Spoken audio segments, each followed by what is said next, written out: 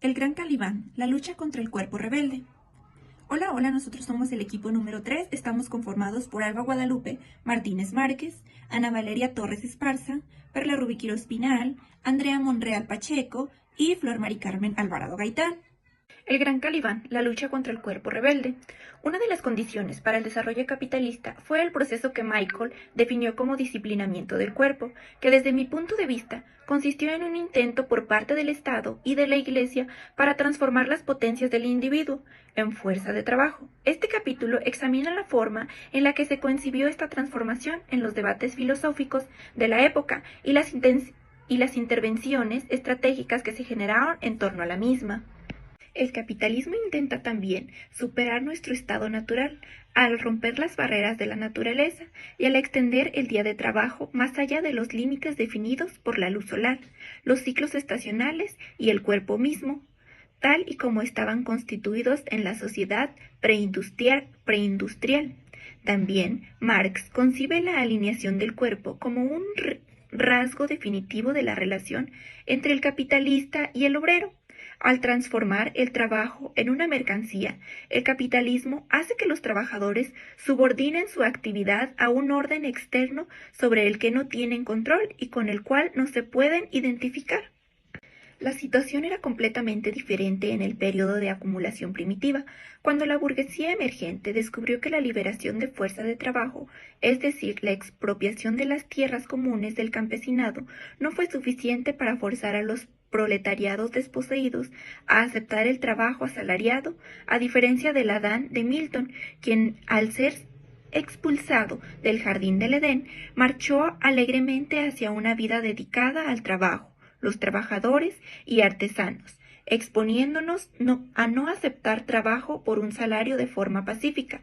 La mayor parte de las veces se convirtió en mendigos, vagabundos o criminales, todo por no aceptar trabajos mal pagados, menospreciados o menos valorados.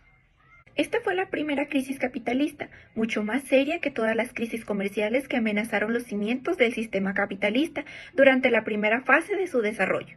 Como es bien sabido, la respuesta de la burguesía fue la manipulación de las ejecuciones, la construcción de un verdadero régimen de terror, implementado a través de las insatisfacciones de las personas, en particular las que castigaban los cimientos contra la propiedad, y la introducción de leyes sangrientas contra los vagabundos, con la intención de fijar a los trabajadores a los trabajos que se les habían impuesto. De la misma manera que, en su momento, los sirvientes estuvieron fijados a la tierra, solo en Inglaterra 72.000 personas fueron colgadas por Enrique VIII durante los 38 años de su reinado, y la masacre continuó hasta finales del siglo XVI.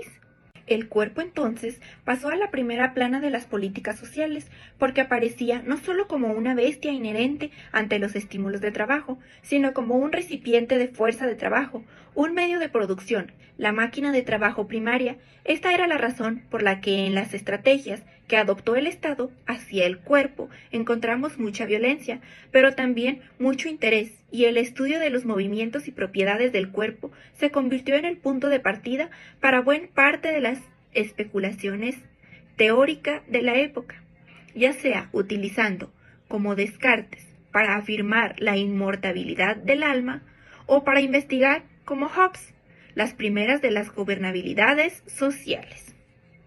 En la filosofía mecanista se percibe un nuevo espíritu burgués que calcula, clasifica, hace distinciones y degrada el cuerpo solo para relacionar sus facultades, lo que apunta no solo a injustificar su ejecución, sino a maximizar su utilidad social.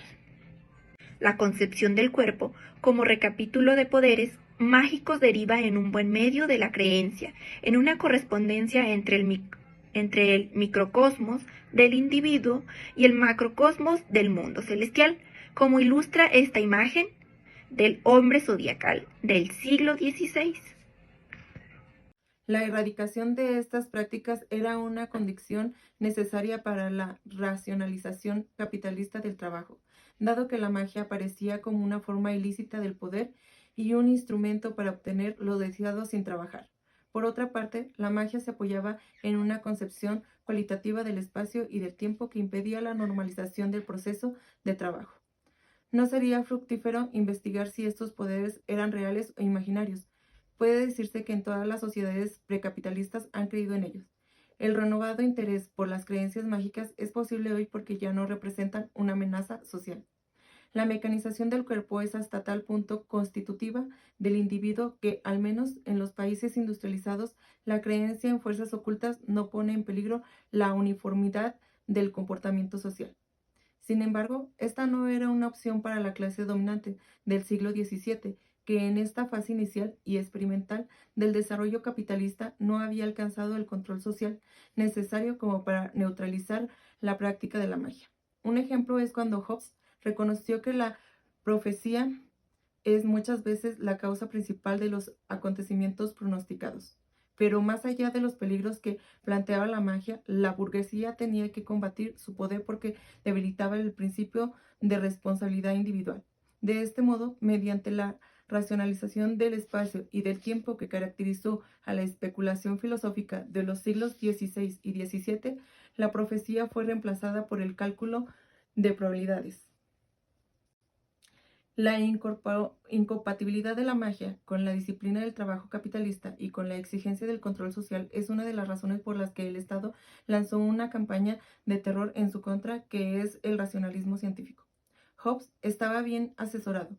Las hogueras en las que las brujas murieron fueron un laboratorio donde se formó la disciplina social y donde fueron adquiridos muchos conocimientos sobre el cuerpo, y fue ahí nuevamente donde nació el uso científico de la tortura. Un elemento científico fue la condena del aborto y de la anticoncepción como maleficio, y llevó a reducir el útero a una máquina de reproducción del trabajo. Es necesario hacer hincapié en que, a pesar de la violencia desplegada por el Estado, el disciplinamiento del proletariado continuó lentamente a lo largo del siglo XVII y XVIII, frente a una fuerte resistencia que ni siquiera el miedo a la ejecución puede superar. El curso de la racionalización científica estaba íntimamente ligado al intento por parte del Estado de imponer su control sobre una fuerza de trabajo que no estaba dispuesto a colaborar. Tal y como sostiene David Dixon, la conexión entre la nueva visión científica del mundo y la creencia mecanización de la producción solo puede sostener como una metáfora. Los brazos eran considerados como palancas, el corazón como una bomba, los pulmones como fuelles, los ojos como lentes, el puño como un martillo. Pero estas metáforas mecánicas no reflejan la influencia de la técnica como tal, sino el hecho de que la máquina se estaba convirtiendo en el modelo del comportamiento social. El sendero de la racionalización científica confluyó con el disciplinamiento del cuerpo social, de manera aún más evidente en las ciencias sociales. La construcción de este nuevo individuo fue la base para el desarrollo de lo que William Petty llamaba más tarde la aritmética política, una nueva ciencia que habla del estudio de cada forma de comportamiento social en términos de números, pesos y medidas. Diseccionan a la población y estudian sus movimientos desde las tasas de natalidad hasta las de mortalidad, desde las estructuras generacionales hasta las ocupacionales en sus aspectos más magnificados y regulares. El desarrollo de la máquina humana fue el principal salto tecnológico, el paso más importante en el desarrollo de las fuerzas productivas que tuvo lugar en el periodo de la acumulación primitiva. Podemos observar, en otras palabras, que la primera máquina desarrollada por el capitalismo fue el cuerpo humano y no la máquina del vapor ni tampoco el reloj. Surge inmediatamente un problema: ¿cómo hacerlo trabajar? De las teorías de la filosofía mecánica derivan dos modelos diferentes de gobierno del cuerpo. El modelo cartesiano, que a partir de la suspensión de un cuerpo puramente mecánico postula la posibilidad de que el individuo se desarrollen mecanismos de autodisciplina que hagan posible las relaciones de trabajo voluntaria y el gobierno basado en el consentimiento. Por otro lado, está el modelo hobbesiano, que al negar la posibilidad de una razón libre del cuerpo externaliza las funciones de mando encomendándoselas a la autoridad absoluta del Estado. El desarrollo de una teoría del autocontrol a partir de la mecanización del cuerpo es el centro de atención de la filosofía del Descartes. La doctrina de Descartes tiene un doble objetivo: negar que el comportamiento humano puede verse influido por factores externos y liberar el alma de cualquier condicionamiento corporal, haciéndola capaz así de ejercer una soberanía ilimitada sobre el cuerpo. Descartes creyó que podía llevar a cabo ambas tareas a partir de la demostración de la naturaleza mecánica del comportamiento animal. Nada causa más error como la creencia de que los animales tienen un alma como nosotros. Por eso dedicó muchos meses a estudiar la anatomía de órganos de los animales. Descartes creía que en un animal disecado encontraría la prueba de que el cuerpo solo es capaz de realizar acciones mecánicas e involuntarias, y que por lo tanto el cuerpo no es constitutivo de la persona. La esencia humana reside, entonces, en facultades puramente inmateriales, que es la presencia del pensamiento. Situado en un mundo sin alma y en un cuerpo máquina, el hombre cartesiano podía entonces convertirse no solo en el responsable de sus actos, sino aparentemente en el centro de todos los poderes. Se desvinculaba ciertamente en sus realidades corporales, y la naturaleza en ese mismo periodo se estaba dando a nivel del Estado, al igual que la tarea del Estado era gobernar el cuerpo social. En la nueva sugestividad de mente se convirtió en soberana. Descartes reconoció que la supremacía de la mente sobre el cuerpo no se logra fácilmente, ya que la razón debe afrontar sus contradicciones internas. Así no presenta la perspectiva de una batalla constante entre facultades bajas y las altas del alma. Puede, en otras palabras, evitar que las pasiones se conviertan en acciones, con la institución de una relación jerárquica entre la mente y el cuerpo.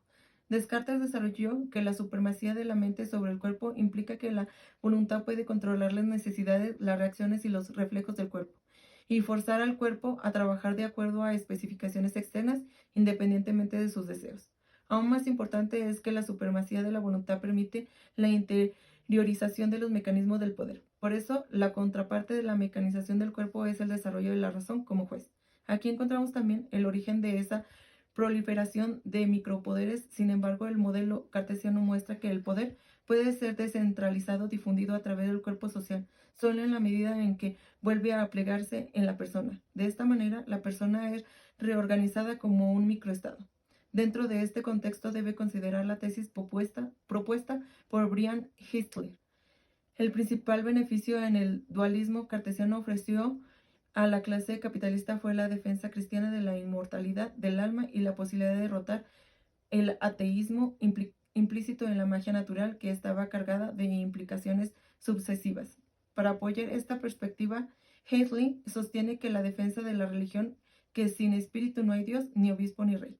El desarrollo del autocontrol se convierte en un requerimiento fundamental en un sistema socioeconómico capitalista en el que se presupone que cada uno es propiedad de sí mismo, lo cual se convierte en fundamento de la relación social, y que la disciplina ya no depende exclusivamente de la coerción externa. De este modo, la teoría de Descartes sobre la autoridad derrota, pero también recupera el lado activo de la magia natural.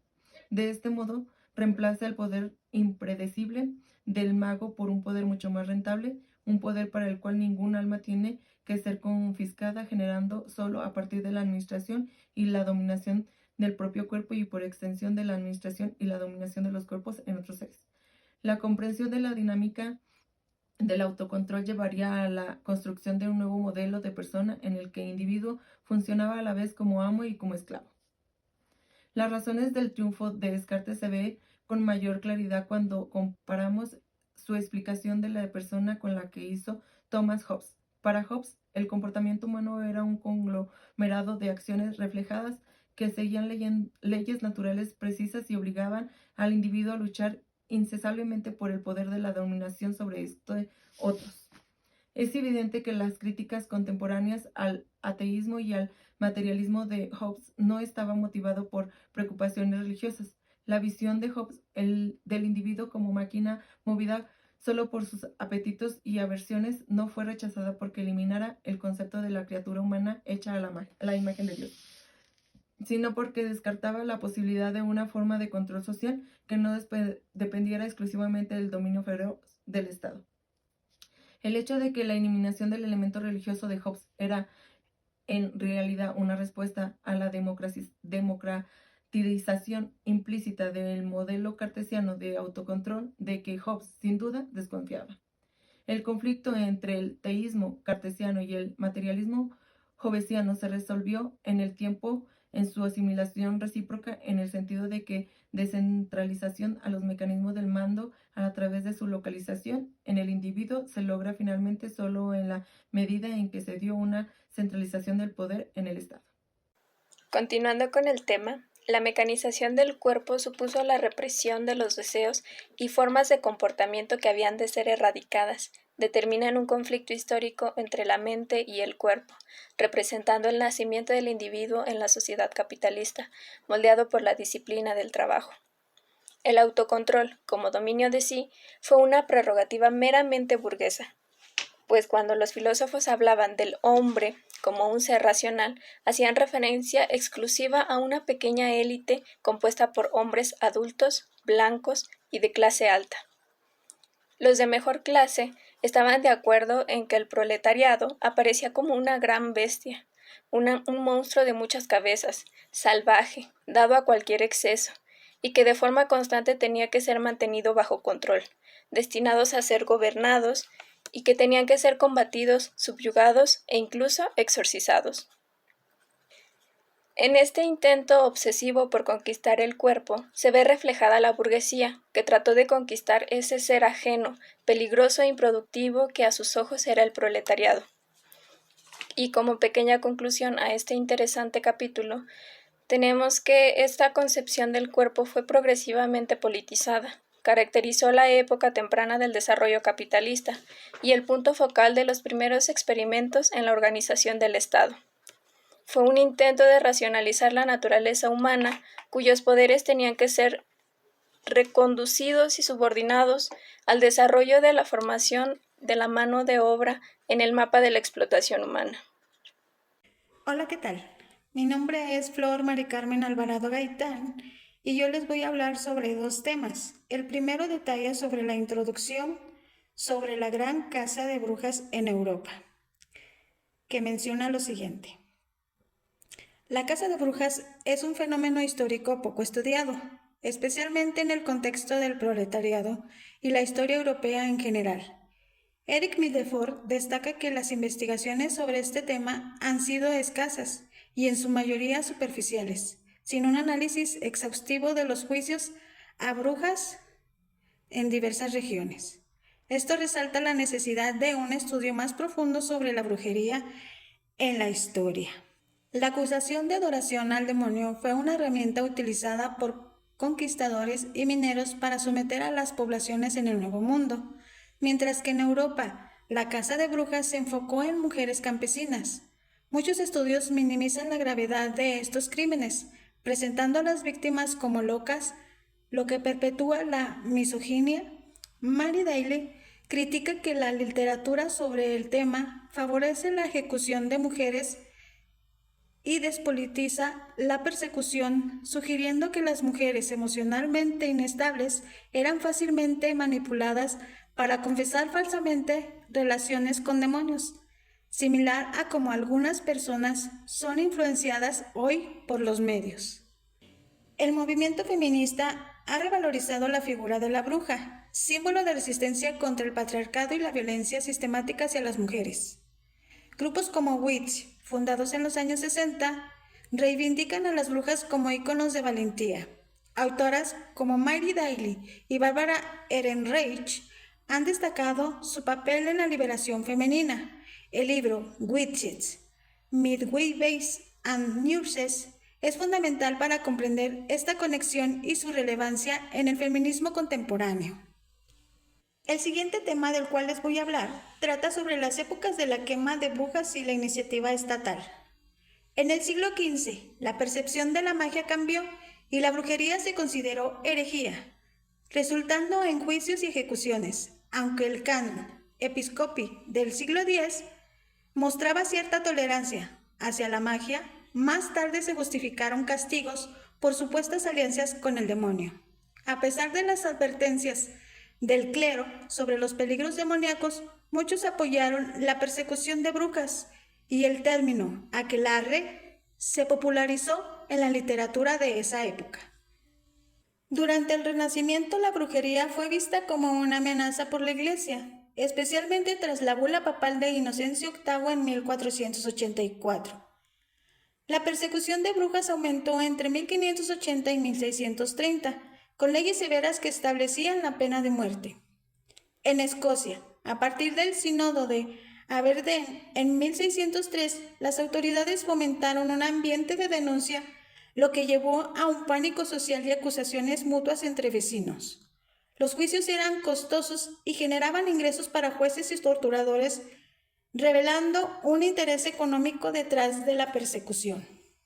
Durante la caza de brujas en Europa, los costos de los juicios eran cubiertos por los parientes de las víctimas o, si no podían pagar, por los ciudadanos o terratenientes del pueblo. Las iglesias fomentaban las denuncias anónimas y los ministros incitaban a los fieles a testificar contra las sospechosas, prohibiendo cualquier tipo de asistencia. En varios países como Alemania e Italia se promovía la delación o el aislamiento de las acusadas.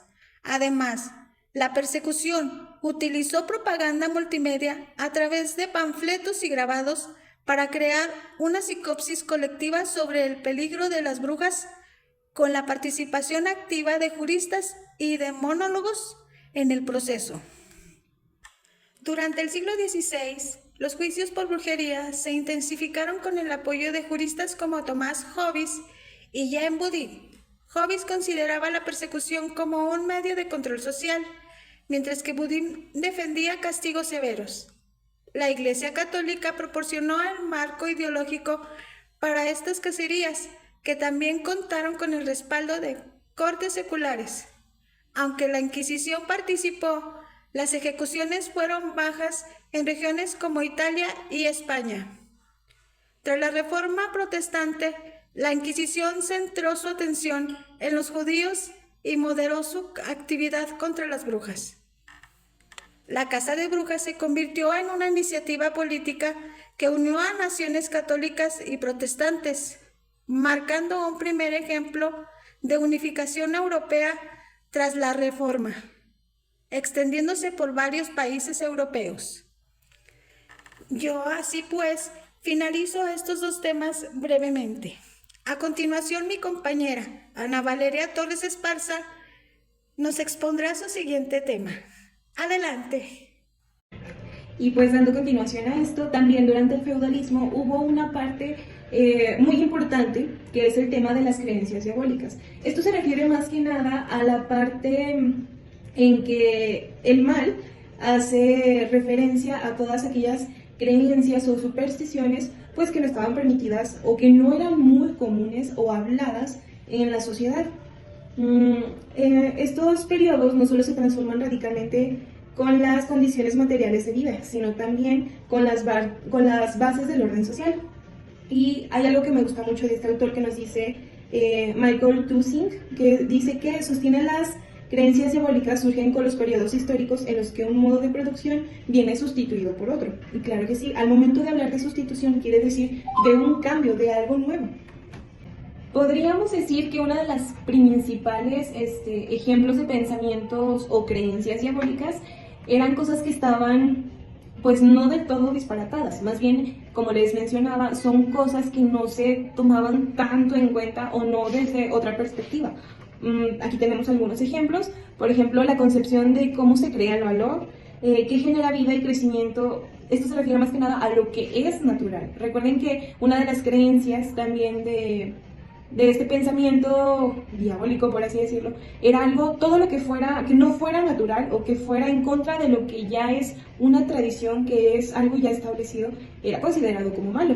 Entonces, esos eran los principales pensamientos que el capitalismo nos mencionaba en la época del feudalismo con estos principales pensamientos. Pero aquí viene algo también súper interesante que tiene que ver con la mujer. Así es, entonces, como les mencionaba anteriormente, aquí juega un gran papel las mujeres, que lo veremos más adelante también, pero este es uno de los puntos claves y principales del autor en este libro. Por ejemplo, el pensamiento diabólico iba más inclinado hacia las acciones y el pensamiento femenino. ¿Pero por qué? Bueno, las creencias diabólicas eran dirigidas a una amplia variedad de prácticas femeninas, pues su reivindicación del poder de la magia debilitaba el poder de las autoridades y del Estado, dando confianza a los pobres en relación con su capacidad para manipular el ambiente natural y social y posiblemente para subvertir el orden construido. Es lo que mencionábamos. Antes a las mujeres nos decían que teníamos la obligación, por ejemplo, de atender nuestra casa, de servir enfermos, de mantener bien a los hijos, darles una buena educación. Por ejemplo, la mujer se dedicaba más que nada a la enfermería en ese entonces, pero a diferencia de los hombres, las mujeres hacían lo doble de trabajo, que era criar, trabajar, pero este trabajo obviamente no era reconocido y no era remunerado. Es por eso que al momento de tener este tipo de pensamientos, de empezar a expresarse, se empezó a hacer lo del pensamiento diabólico. O sea, ¿cómo voy a empezar a tener yo, mujer, decisiones sobre cómo educo, cómo trabajo, qué quiero hacer, exigir y hacer muchísimas cosas que los hombres sí tenían derecho, pero las mujeres no? ¿Pero por qué no se podría? Pues justamente por esto, por un pensamiento que daba la contraria a algo que ya estaba establecido, que estaba acostumbrado. Y sobre todo, hablando de la parte del capitalismo, pues era justamente eso, porque era trabajo, tiempo y esfuerzo que no era pagado, no era asalariado. Es por eso que las mujeres tenían ese señalamiento y empezaban a juntarse entre ellas y opinar para saber si realmente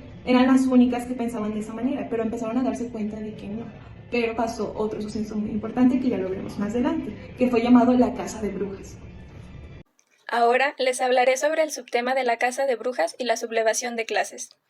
La Casa de Brujas se desarrolló en un ambiente en los que los de mayor clase vivían en un estado de constante temor frente a los de las clases bajas, pues quienes practicaban estos rituales eran en su mayoría pobres que luchaban por sobrevivir, tratando de evitar el desastre y con el deseo, por lo tanto, de aplacar, persuadir e incluso manipular estas fuerzas que lo controlan todo. La batalla contra la magia siempre ha acompañado el desarrollo del capitalismo, a modo de un enfrentamiento. La organización capitalista del trabajo debía rechazar lo impredecible que está implícito en la práctica de la magia, así como la posibilidad de establecer una relación privilegiada con los elementos naturales, y la creencia en la existencia de poderes que solo algunos individuos, coincidentemente los pobres, tenían acceso y que por lo tanto no eran fácilmente generalizables y aprovechables. Mientras que la magia parecía una forma de rechazo al trabajo, a la insubordinación y un instrumento de resistencia de base al poder, debilitaba el poder de las autoridades y del Estado, dando confianza a los pobres en relación con su capacidad de manipular el ambiente natural y el social, y posiblemente para subvertir el orden constituido. Entrando ahora en un contexto histórico, entre finales del siglo XVI y la primera mitad del siglo XVII, el ataque contra la magia estaba ya en su apogeo. Se trató de las guerras campesinas contra la privatización de la tierra. Tuvo lugar la sublevación de personas en contra de los diezmos, los impuestos excesivos y el aumento al precio del pan. La guerra en contra del poder feudal y muchas razones más dieron origen a la Casa de Brujas en Europa. Así pues, esta conspiración demoníaca existió dado el contexto de una intensa crisis y lucha social, pues coincidentemente en el periodo en el que se dio la subida de precios más importante y la explosión de las sublevaciones urbanas y rurales fue que hubo un repunte en los juicios de brujas, como se muestra en esta gráfica. Finalizando con este subtema, existen analogías o conexiones entre la realidad y aquello que vociferaban los burgueses. Tenemos que aquellos aquelarres nocturnos que culminaban con crímenes y con el diablo dando instrucciones a las brujas para rebelarse contra sus amos, eran simplemente campesinos que realizaban reuniones en la noche en las colinas solitarias o en los bosques para planear la sublevación. De igual forma, el pacto realizado entre la bruja y el diablo, el cual era llamado conjuratio, hace analogía a aquellos pactos que se realizaban frecuentemente entre los esclavos y sus amos. Tenemos la amenaza del canibalismo, como las sublevaciones de las masas donde el pobre se come al rico. También tenemos que el vuelo y el viaje, un elemento importante en las acusaciones contra las brujas, puede ser interpretado como un ataque a la movilidad de los inmigrantes y los trabajadores itinerantes. Y finalmente, la dimensión nocturna del aquelarre era una violación de la contemporánea regularización capitalista del tiempo del trabajo, y un desafío a la propiedad privada y a la ortodoxia sexual, ya que las sombras nocturnas oscurecían las distinciones entre los sexos y entre lo mío y lo tuyo. Así es, como yo se los mencionaba anteriormente, la Casa de Brujas en Europa fue este acontecimiento que fue hacia las mujeres que decidieron empezar a hacer cosas no sobrenaturales, en ese tiempo se consideraban sobrenaturales, por ejemplo, el ser curandera, el hablar de hechicería, pero no tanto era de hechicería, sino se referían a la forma de expresarte sobre las cosas públicamente, al no ser tan cerrada, tener un pensamiento tan cerrado, tan creyente de que si me expreso puede suceder algo, de exigir algo se me va a castigar. No, esta fue la parte donde las mujeres empezaron a entender que pues no estaba del bien todo lo que ellas hacían. Por ejemplo, lo de los trabajos, que eran personas sumamente importantes, al igual que los hombres, al igual que el trabajo de los hombres, pero nada les era reconocido. Entonces es aquí cuando las mujeres empiezan a hacer cosas por su cuenta y es cuando empiezan a ser señaladas. Y como es bien sabido en este tiempo, todas aquellas personas, mujeres llamadas brujas, recibían un tremendo castigo si en caso de que fueran descubiertas o traicionadas por otras mujeres. Entonces el principal castigo que había era la hoguera, que era quemarlas vivas en la plaza más pública, más transitada en ese tiempo, para así meter presión a las personas, mujeres nuevamente, que tuvieran este tipo de creencias, este tipo de pensamientos. Es aquí cuando viene otro tema súper interesante, donde las mujeres nuevamente vuelven a ser sometidas para que no sigan encabezando este tipo de movimientos como lo eran las feministas socialistas en ese tiempo. Entonces es un tema de suma importancia para nosotros el tener en cuenta todo lo que ha pasado, todo lo que tiene que ver con el valor, el trabajo, todo lo que tiene que ver en cuanto a las mujeres, derechos y obligaciones, y cómo es la importancia que tuvieran para poder conocer lo que ahora para nosotros es súper común. Por parte de mis compañeras, como de su servidora, nosotros concluimos esta parte del tema. Esperamos que les haya gustado mucho y que les sea de gran utilidad. Nosotros fuimos el equipo 3. Muchísimas gracias por su atención. Hasta luego.